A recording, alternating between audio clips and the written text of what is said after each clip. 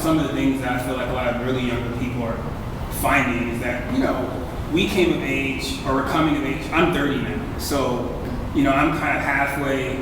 I was in a transitional period in technology. I still remember a time when there were cell phones and, we had computers, but, dial-up. And very rarely internet was something that was, really used, and especially not like high-speed internet. That's really what the internet was. It's not the same sort of thing. Still had card catalogs and that sort of stuff. But I think that people who are coming of age in a time where they can't, where it's harder to conceptualize either, there's also something else in the culture that politically or even socially has to do with this sense of almost like a post-apocalyptic idea. I thought it was interesting that you said when it's done, like when it's gone. I don't want to rely on it too much because when it's gone, I want to still be able to. And so there's like this expectation that, maybe the momentum of the system itself will run itself out and we'll have to access like real life again, which is maybe something that is hoped for by some people, but also I think it's interesting that a lot of young people don't see it as inevitable, that it's just going to be forever, continuously developing into that realm. That this will have to be something that, reorients us in life.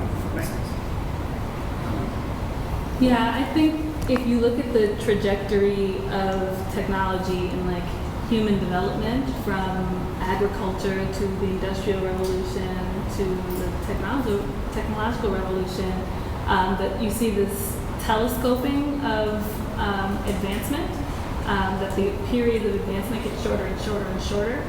And we've experienced very, very fast changes in the past 5 or 10 years. Do you think that that pace will continue? Are you comfortable with the pace that things are changing? Is that exciting to you? Is it scary to you? I think that we're still struggling with some of the same, we're going to continue to struggle with some of the same problems that we did before anyway, because something I've been thinking about a lot is, that my Google search, like when I search for something, is different from what my parents might Google in rural Indiana. Like the news, like the kinds of news that I am given when I go to a news site, or like when based on my searches, is different from what someone else might see who's looking at other things. And so, like information is not necessarily accessible in the same way. Like there's still going to be priorities given to certain things, but now it's just more individualized versus with a newspaper when it when you would get a newspaper. Everybody gets the same. Yeah, the newspaper has decided what is highest priority, but you're still, it's more individualized, but it's not necessarily everyone absorbing what maybe really is most important at that moment.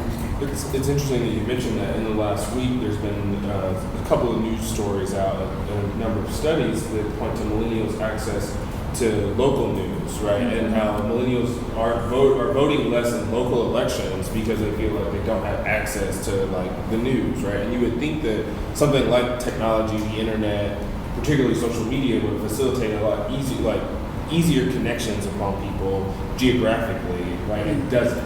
And so, the things that people are hearing about become less and less of a priority for them as it relates to the things that most immediately impact them.